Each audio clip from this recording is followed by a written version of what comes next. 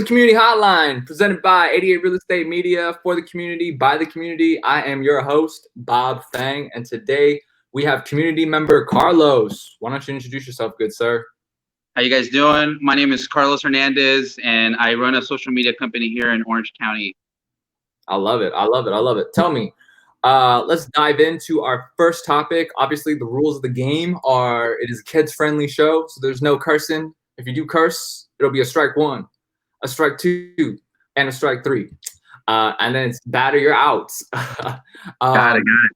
First topic is going to be money. So, what is money? You know?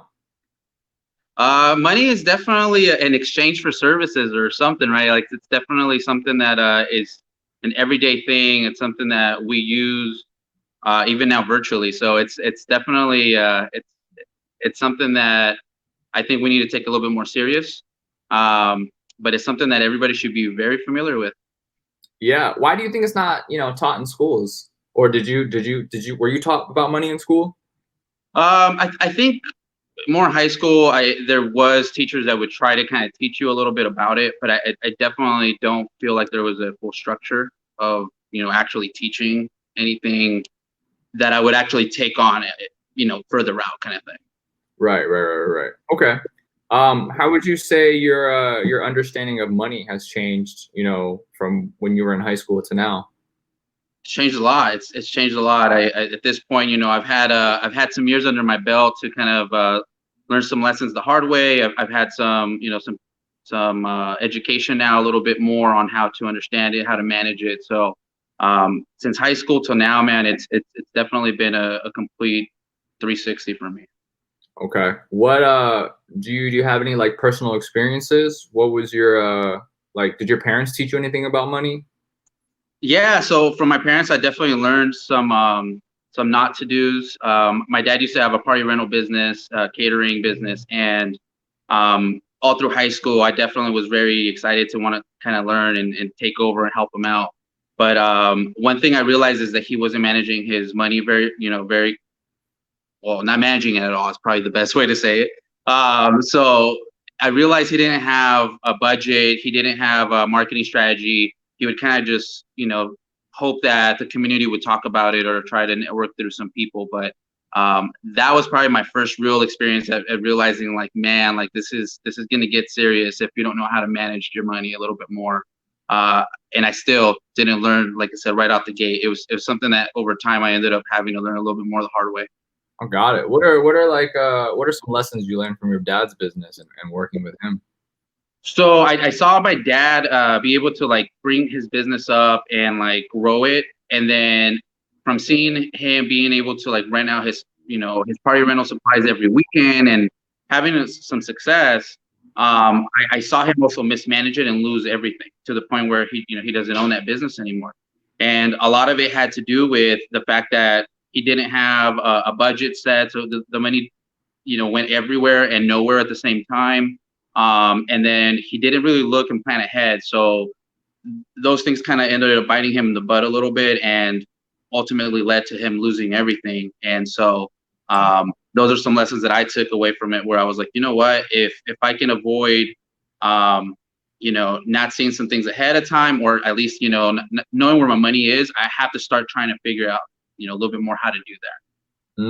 Okay. So when you say like budgeting, I guess, what do you kind of mean by that? What could have been done differently if you went? Yeah, for sure. I mean, it's something as simple as just, man, like, hey, this month, like, this is the expenses that it's going to take, from just like the gas trips to car maintenance to any type of website fees that we could have marketed or done. And then also like what was coming in, just knowing, where that money was coming into and having a savings, a little bit of like, if something were to go wrong, if you needed something because, the truck broke down, that you could do that. So I would say probably a budget that would help you funnel that money to the right places is what I would say. Okay. And your dad didn't have any of that? No, he didn't. Did he have records, like receipts of how much money he was making at all, or? No, it was one of those things where, yeah, like, my dad, he kind of created something, and it was one of those things where I honestly asked myself, like, how did he do so well for so long? Because of the fact that there were things that were super mismanaged in that sense. He's learned the hard lesson. Like I said, he lost it all at this point, but it was one of those things that not even a like he wasn't, receipts, things like that. It just wasn't something he was doing. Yeah. Okay. So how about this? What about the kids who are coming out of school and they wanna think about starting their own business and they want to get a better understanding of money? If you could go back and I mean, you don't have to go back. I mean, you have your own business now. You Yeah. know, how what are like some of the first 90 days? Of someone starting their own business. What do you think should be the main focus in the first 90 days? Well, in the first 90 days of actually starting, I mean, I really think that it's really important that you go 100% in every single day, like, to your potential, your energy. Um, and I say that because there are obviously so many doubts, so many things that go through one's mind every single day. But I think, to your point, having even like a mark of like 90 days where it's like, hey man, I'm not even going to pick up my head or listen to anyone. I'm just going to do what I intended to do and stick to the plan. I think that's really important. A lot of people want to jump ship from the basics and start trying all these different things immediately, or like, I heard this will do this and this will do that. But I take it back to even, high school sport days, or things. Like I said, if you take it back to the basics, usually that will take you really far. And I think just giving it all you got every single day. I would say planning things out, having like a planner would be very helpful, and definitely having a budget, right? Understanding what those expenses are going to be, where your money, is going to have to go. And then Mhm. that way, as money does start coming in, you don't just feel like you have all this money in your account, or you start spending it frugal. You got to be more frugal with it. So I think it's having a 90-day plan of a budget, of an idea of what you're going to be, forecasting. If you're doing sales, retail, something like that, what do you plan on selling? And if there's anybody else that's going to help you, or if this is just you, you need to understand, if you got to pay someone, they're depending on you too. So you definitely have to think ahead a little bit more, of where you want to, where you want your business to go, and what would that look like in just the first 90 days. Stop thinking so far ahead at certain times. But I think a 90-day window, to your point, would be really good. Maybe even using a planner. Okay. What was your first 90 days like? My first 90 days, well, I went to the basics. So my first 90 days, I knocked on some doors. I reached out, I networked it, and I continued to practice and put out stuff every single day. So I ended up getting clients fairly quickly, which was a blessing, from the hard work that was being put out. But it was probably one of those things that the first 90 days, I only got one client. So, it was definitely a shocker. It was definitely some ups and downs. And so that's why I think sticking to the plan of where, you're like, I'm just going to do the work. I think that for me worked very well, because I didn't necessarily go out and say, I'm going to get X amount of clients. I said, this is the work it's going to take, and I just got to stick through it. Okay. I love that. I love that. I love that. Hard work. Was your parents like supportive of you during this time, or? Yeah, they're very supportive. I don't have them very close to me. They live a little bit further out and stuff, but they're very supportive. My family in general is pretty supportive. They'll go on there, they'll try to like my pages, they'll try to share the pictures. I think the biggest complaint I get is that I make them very hungry, because a lot of my clients are restaurants. So when I post any pictures of food, they're like, "Hey man, like, you're contributing to our gateway, our weight gain, So it's my fault, I guess." I love it. I love it. I love it. All right. Let's transition into education. Give us a little background. Who were you in high school? I played football in high school. My dad had his business, so I helped the family business a lot. So I was always working. And then I tried to do little side hustles, which was, kind of like my way of also earning some extra cash, since I was already working. I figured it would be, pretty nice to have my own money. Yeah. So, and then other than that, I still try to hang out with my friends. So I definitely try to be pretty social. I think that's what helped a lot of my networking over the years, is that I was very proactive with just, hanging out with different people and trying to get to know them and in the community. Okay. Okay. What I guess what were some defining moments for you back then? Well, back then, some of the defining things probably were going to be like seeing my dad go through the struggles with his business, because this all happened throughout my high school years. So that definitely, woke me up a little bit quicker. I think, me working with the family business and not always being, from school to home kind of thing. It was definitely, a different schedule. That kind of changed up my mentality of even my work ethic to do different things out. It sparked the interest of me wanting to have my own business, of me wanting to do something in the community at such an early age.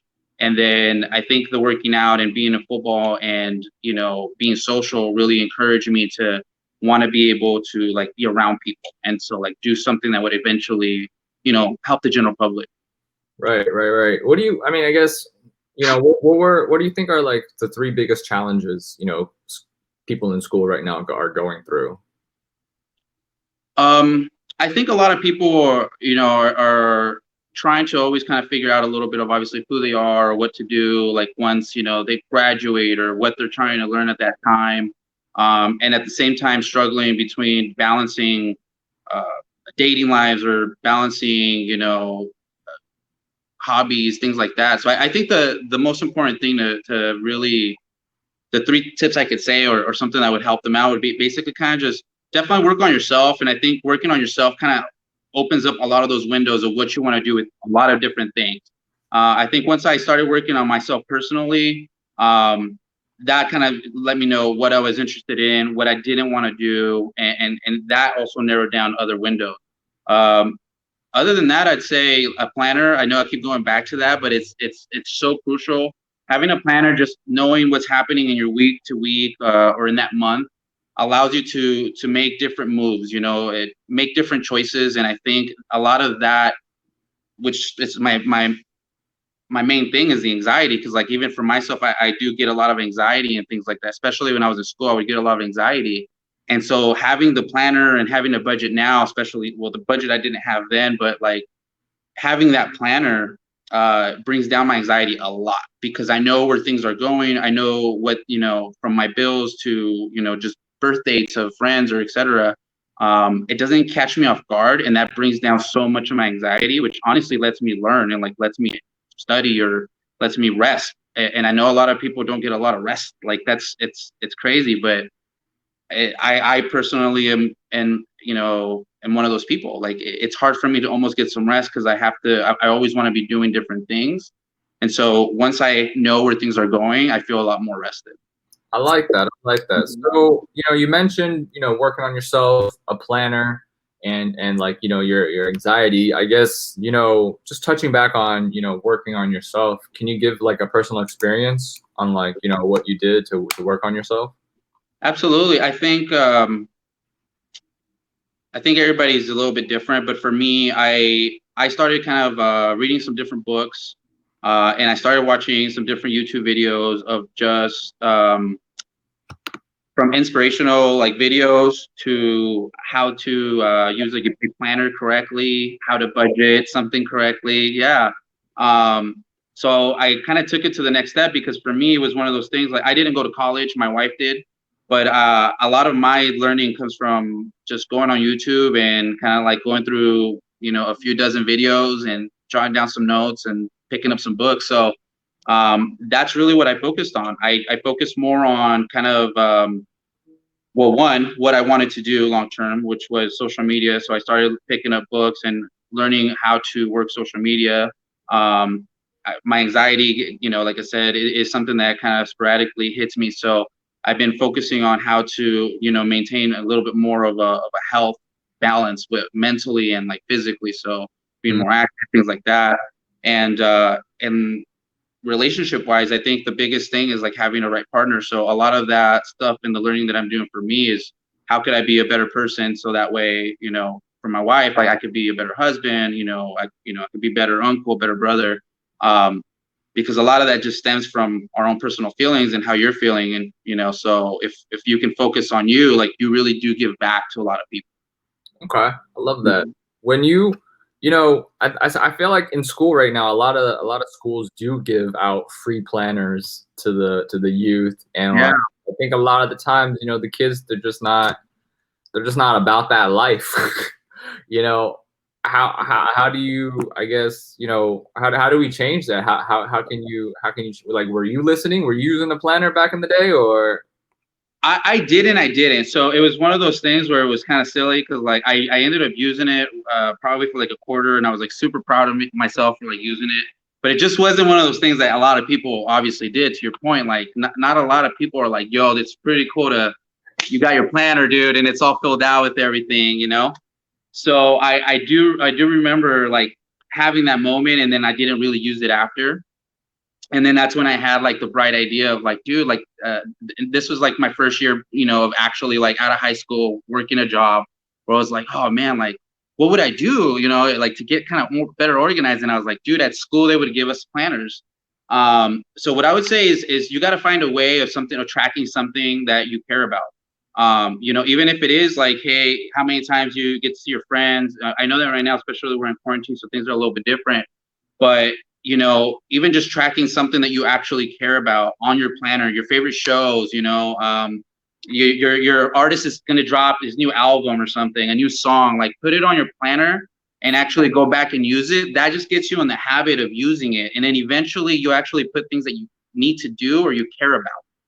I started off with putting my family members' birthdays in a planner because I was like, look, I'm super bad at remembering people's birthdays or anniversaries or whatever. Like, I'm just going to call it what it is.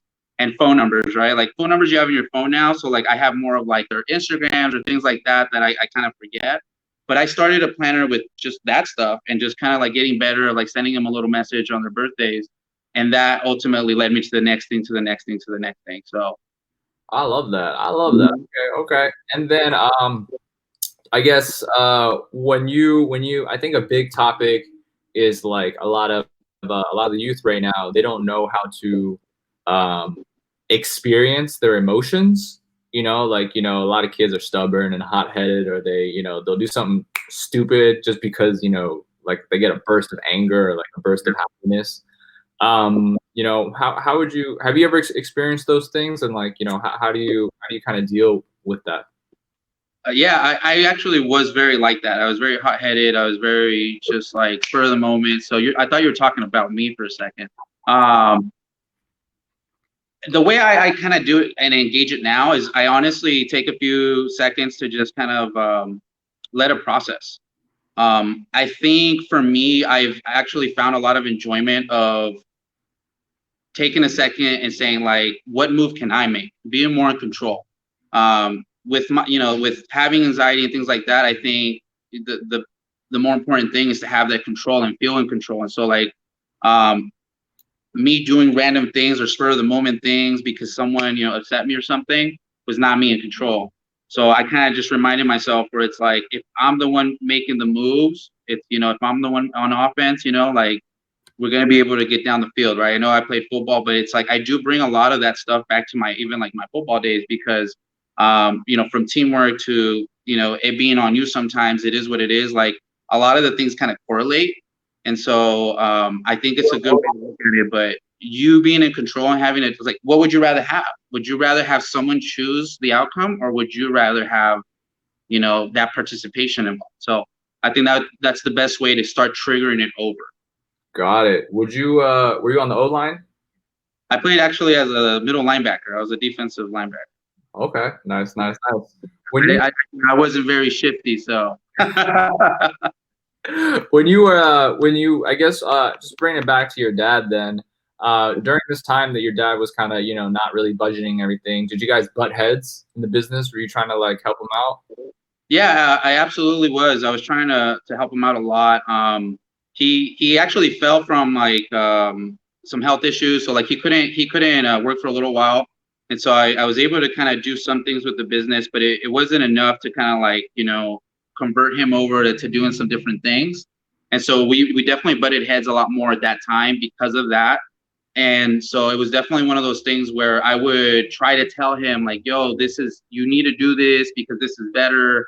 I know what I'm talking about, like, kind of thing. And so that definitely it just didn't help merge everything together, and it was constantly just no. What would you what would you have done differently instead of just telling him, I know better than you? Does that ever work when you tell I someone? don't think it does. I don't think it does. What I would have done differently, I think at this point, kind of knowing what I know now and going through, my personal experiences, I think there's a few things that are true for all of us probably watching. We don't like being told what to do, right? Like a lot of people are like, yo, don't tell me what to do. Like, you're not my boss, you're not my mom. So I think that the best way to go about this, whether it's your parents or your boss, your manager, or whatever it may be, is put it on their plate. Kind of like, hey, look, okay, maybe you are the best. Maybe you know everything. How about this? Like, can you show me? Can you walk me through it? I want to be good too. So I think when somebody takes the role of trying to educate someone or being put on the spot of like, well, you're the one claiming all this stuff, and I'd love to learn that from you. A couple things happen. One of them is they have to kind of walk themselves through what they're about to teach someone. And so a lot of those things that maybe they felt were 100% right, or they were like, do this, do that, no longer make sense to them. And so it's a way for them to kind of correct themselves and be able to almost, you let them know like, hey, I didn't think that was what it was, but cool. Like now we know together. Right. So I would definitely say take more of the approach of teach me, let me understand kind of why you think this is better, opposed to I know better and this is why. Because I think at that point it would have allowed him to maybe seen it or do it himself. And even if he thought I did this, we would have got the outcome we needed. So I think that's ultimately what's important. I love it. I love it. I love it. Thank you for sharing that. Don't tell anyone that they're everything. Let's move on to our last topic, and that is dating. I think this is something that's on the mind of a lot of people. I guess how has your dating experience changed from high school to now? Let's start with that. Oh, it changed a lot. I mean, in high school, I definitely was a high school kid, man. Definitely didn't have the mindset of like, hey, like we're trying to get married, we're trying to build a life together. So, quite frankly, it was definitely a different time. As I started dating in a little bit more in my like mid-20s and stuff, like it definitely became more of I got to build something with someone, and this is a bigger picture thing. It's not just a dating like, hey, like I get to meet someone cool or beautiful, and that's it. So it changed a lot for me. Okay. Do you think that kids should go into dating with the mindset of I want to build something with this person, or you think it's okay to just start with like, oh, this person's cool, let me just mess around? Well, I think ultimately they need to kind of understand a little bit more of what they want to do first, right? I think that was my biggest thing. Like, am I trying to build something? Am I trying to get serious with my own life? Or am I fooling around? Am I just trying to party and have fun, right? So I think that's the first question, because once you kind of know that, then it kind of goes hand in hand with having the right people around you, whether it's a girlfriend, a boyfriend, a friend, whatever it may be, a brother, it doesn't matter. If what you're trying to build or what you're trying to do doesn't coincide to what they feel or they want to be a part of, it's probably not the right person to be around. And it could be a girlfriend or a friend, right? It's like it's one of those things where I think, especially dating, it should be intentional to be like, hey, how can we get along? How can we have a relationship, whether it's a friendship or it becomes a romantic relationship, and I do think that you knowing that is probably going to be the most important thing, because then from there, I mean, you know what you want, and it's very simple to say, hey, this is where I'm at. Got it. And how did you meet your wife? So I met my wife. I pretty much went through a really rough breakup, and I started training. I started working out. I started working on myself. I went and got certified as a personal trainer, and I started donating my time to coach the youth football team at Cyprus. And I was coaching my brother's team, and her brother happened to be on that team. And so They were both a little bit heavy, and so they weren't making weight. And so I was taking time to actually train some of the heavier kids so they could be able to play football.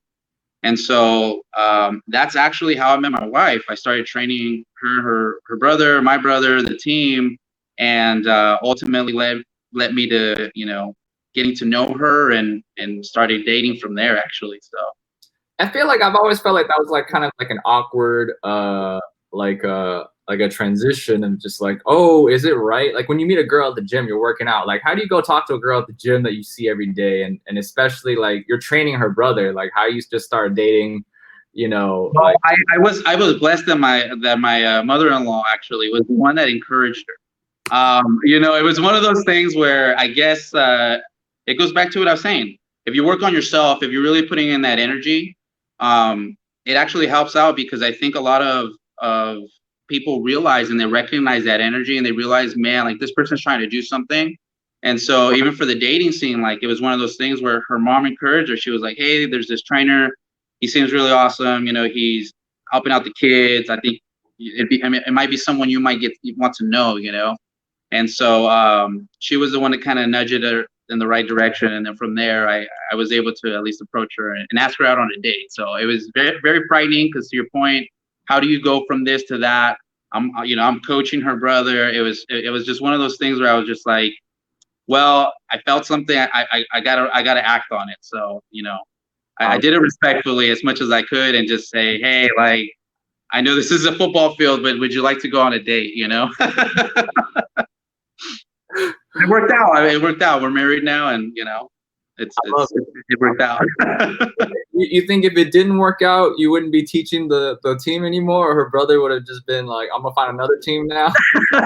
Maybe that would have been awkward for sure. I love it. I love it. Okay. How would you you know, what I guess from your experiences, you know, doing that, um what how do you what are like how do you make a relationship work and last? You know, what are some things you should be looking for in a wife? I guess two things, yeah. I think the fact that I was spending so much time working on myself, I really knew what I wanted. And so like when we started dating, one of the first things that I did with her was just kind of put things out on the table, and say, hey, like, you know, this is kind of where I'm at. And these are some of my thoughts. This is some of the things that I want to move forward to, as well as this is some of my past. You know, especially you know, a lot of us do live in the same area where we kind of like went to school or dated, et cetera, work, et cetera. And so, you know, if some serious things were, you know, to come alight, then it's just better off to kind of like get it off and say, hey, like for me, it was one of those things where I had gone through like a bad breakup, things like that. So I just kind of let her know, like, hey, I just kind of left, you know, a little while ago, like a really bad space, you know, like to date, and, you know, but I am more looking for someone to seriously date opposed to just kind of like hang out, you know? So that was a big key point, because even my wife till today talks about that. She says, you know, the fact that you were very upfront with what you wanted, and we got to discuss some of those things on like our first date. She's like, definitely different. So, but I definitely appreciated it and respected it. So I think that was a big thing that I wouldn't have known unless she told me. Right. Communication. I love that. Okay. You have one more? Another thing I would say is, you know, it's very easy to nowadays like genuinely not be romantic, right? But like I think that the romantic thing kind of like gets played off in the sense of like it's always mushy. It's always has to be something like over the edge or like very, very like touching. And so I've taken a different approach over the years that I've been with my wife. You know, I just take note of things that make her happy or things that genuinely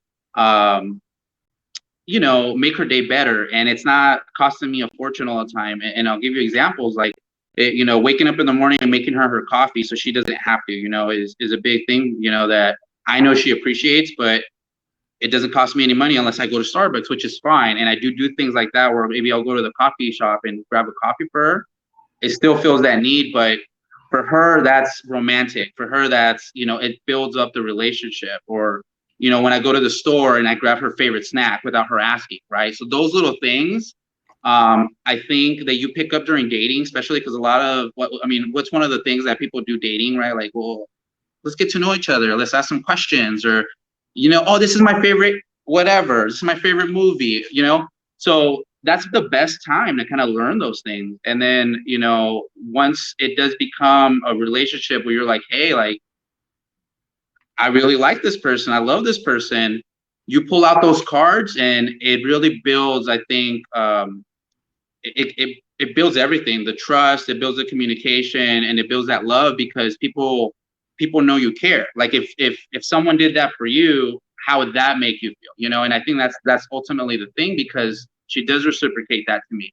And I just, she does random things back to me. So I think that's probably one of the other key elements for our relationship. I love it. I love it. I love it. And then you put that in your planner, right? When she tells you what her favorite movie is. Because for me, I have a bad memory. So I have a note section where I just put down things where, especially nowadays, things are coming out like new, crazy, right? She was all about, wanting to get a Peloton bike or something like that. So I was just like, what is that? What's going on? Like, I know a cycling bike, but you're talking brand or whatever, So it is good to write those things down, especially if it's things that, quite frankly, you don't care about, right? Because it's okay. Like, there's going to be things that I have no interest in that my wife loves, but that doesn't mean I should ignore it. So, like, especially those little things, I'm like, I really didn't care about this. Let me write this down, because I know in my head it's out. You know what I mean? Got it. I love that. Okay. So kind of to wrap it up, we want to say appreciate you for sharing all this, valuable personal experiences. What can the community do for you? What is $100 million problem that if the community solved for you, boom? So what I would say is it's kind of more for the community, but obviously it helps me and it helps our business. I'm in social media, and what I do is I actually focus on the community social media. Like my clients are more of like small businesses, mom and pop shops. What I would say is one of the biggest struggles that I've noticed out there right now is that a lot of these mom and pop shops that do have delivery are getting things delivered through the big delivery sites. They're getting charged a lot of money to offer that. And I understand that a lot of people are still a little nervous about going out into the community, and they want to make sure that they're safe. So what I would say is if you are some of those people out there, like essential workers or people that at this point feel comfortable going out there with precaution, definitely go and pick up food. It helps them make a little bit more money on the same amount of stuff that you would get anyway. And two, if they are doing delivery, especially if they're in-house delivery, not on one of those big ones, like, let's help shout them out. So on your page, you can tag me on my pages. One of the things I'm going to do for the community is go around and kind of showcase some of the safety features that places are doing to try and create a little bit more of that pickup or curbside offers, and showcase some of the local businesses that are offering delivery in-house, so we can help them out. So anything like that would really help the community and ultimately my business, because if they're in business, I'm able to help them out. Got it. I love it. Guys, hit them up, right? Shout out your local eateries, like pick up from them, do their in-house delivery, cut out, Uber Eats delivery. Don't. I mean, if you gotta use it, you gotta use it. But if possible, like I said, make the effort. I'll say this: going out to just get some food and catching a little bit of sun, it helps you also not lose, so much of that sanity. It helps everybody out. Got it. I love it. I love it. Well, thank you guys for watching. Before I forget, 88 Real Estate Media is looking for members to join the oversight committee to build the best mindfulness school in Southern California. Shoot us a message if you want to learn more. Carlos, thanks for jumping on today. Let's throw in a few plugs. Where can people find you? Yeah, absolutely. They can find me at SoCal Social Media Marketing, so SoCal SMM, or you can find me at Carlos_HRDZ. You can find me at either one of those. Send me a message, send me a DM. If you guys have any businesses that you want to shout out, you want to show some love to, I'm happy to go show them some love. Cool. All right. Thanks a lot, man. I'll talk to you soon. Appreciate you. Have a great day, man.